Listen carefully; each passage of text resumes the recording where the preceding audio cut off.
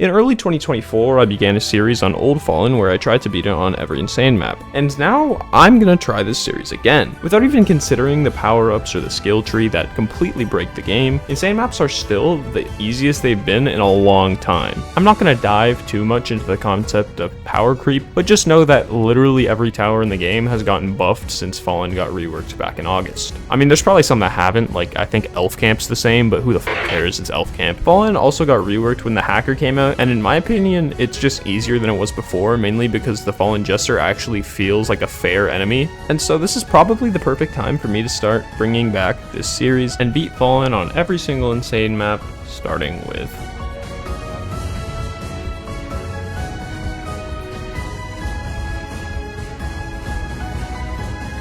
I wanted to go with a 2-lane map that is harder than your typical dead ahead or lay-by to kick off the series with a bang, and how the f do you say this word?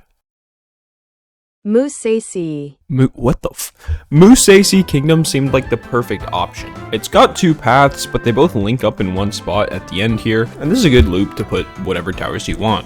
My Loadout has the newly overpowered Firework Technician and Shotgunner combo, as well as Commander to further boost this damage, Mortar for splash damage for the 2 paths, and Ranger for single target DPS, which is mainly going to be useful for killing the Fallen King. And with all that out of the way, let's start. So all these are fine, you know, they pull up a tower in the menu. I'm clicking 5. I can't even drag it out. That's a fun thing to restart on, huh? Okay, now we can start. It should come as no surprise that Shotgunner was the basis for all of my early game. Its early levels are really strong, and they also proc a lot of firework, even with like a level 0 or level 1 Firework Technician. This meant that, despite the fact that there's double the enemies, each of the early wave go by kinda easily with the pierce damage that Shotgunner does.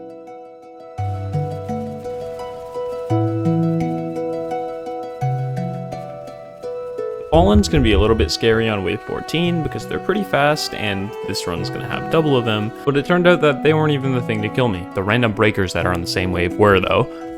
So in the next round, I switched from Mortar to Electroshocker. I realized that there wasn't really enough cliff space for me to put enough Mortars and Rangers down and still have them in good spots, and Electroshocker provides me with a lot more slowing and stunning that'll help with things like these Fallens, or like Fallen Rushers later in the mode that go really fast. Shotgunner and Firework Technician are really good at dealing with higher health, slower targets, so the 2 Fallen Giants on wave 16 were absolutely no issue. I also had a level 2 Ranger placed down. Not only does this give me a bit more single target DPS and this larger range, but it also increases the range of my Firework Technician permanently.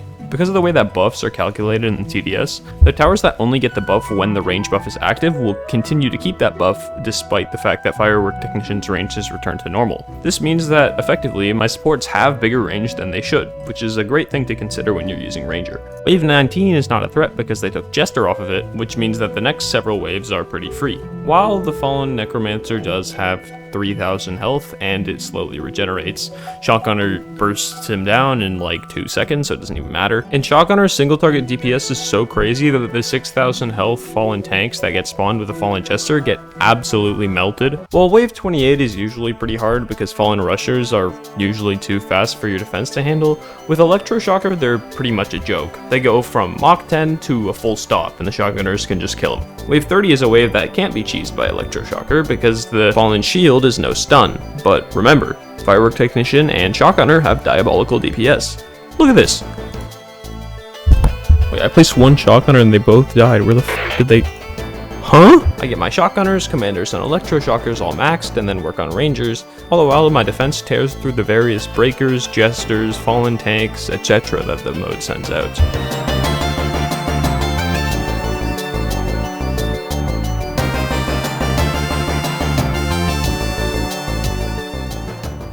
I wasn't fully believing in the run yet because Shotgunner does do great single target DPS, yes, but it's got a tiny range and it's very susceptible to getting stun spammed, so wave 35's Fallen Honor Guard was going to be a good test of how well that the Shotgunner could deal with big bosses.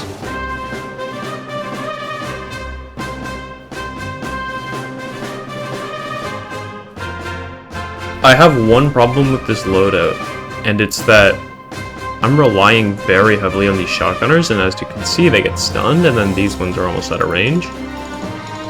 However, that is 160,000 health worth of bosses, and you can see where it went in a couple of seconds while I was talking. Also, my firework technician has 500,000 damage, so maybe I shouldn't be that worried.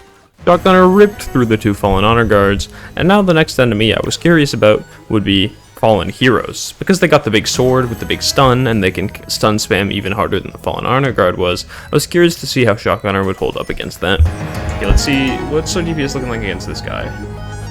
Pretty good. And the Rangers aren't shooting him. This wave's kind of scary though.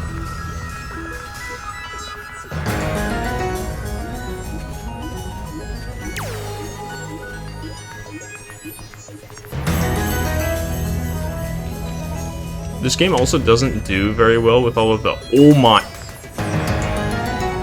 This game doesn't do very well with all the particles from Firework Technician, so... Micro's kind of hard, because it's a bit laggy. Okay, so those are 80,000 health Fallen Guardians with Summoners behind them, and they didn't get that far.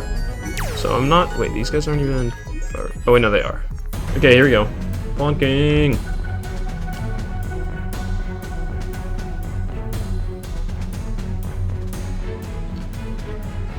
I'm not worried about the wave leading up to him. Maybe Fallen Guardians could be annoying, but there's no Jesters on wave 40.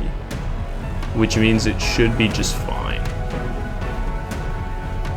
I want to try like doing like hidden wave with Shotgun, bro. It seems so busted. The only problem is getting stunned, but I think with Medic, then I don't know if I have the DPS, so it's kind of weird. Hopefully in my game. So Fallen King spawns on the left, that's the further back one I believe, which is perfect. Might not be, I don't know which path is longer. Actually, he's kind of fast actually. I don't know. Is this, okay. Oh, the fucking, that attack is BS, I might lose to it. But like the huge AoE stun that stuns all of my towers. Oh, we hit 1,000,000. 1,000,000 damage. Let's go. My Rangers are about to look away. Yep, my Rangers are targeted on him now. Getting damage. And these Fallen Guardians are getting... Do they get stuck? Or are they just that slow? I actually don't know.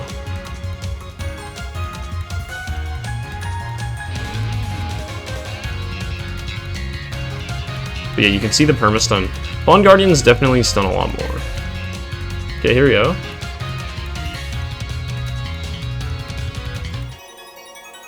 See, that's what I'm not. That's what I'm worried about.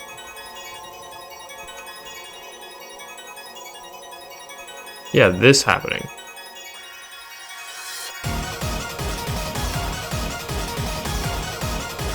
So I need a lot of summons. He's getting melted though. I'm not looking at his health bar.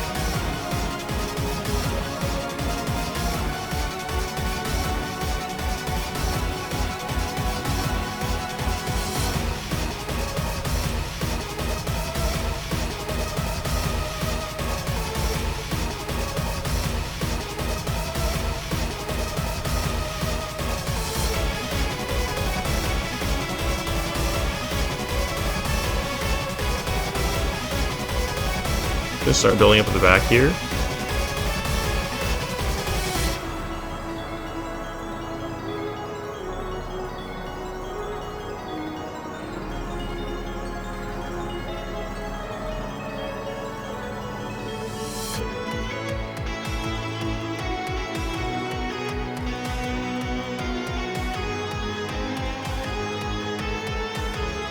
Nice. Damn, that's close though. That is gonna be hard on the other maps. There we go.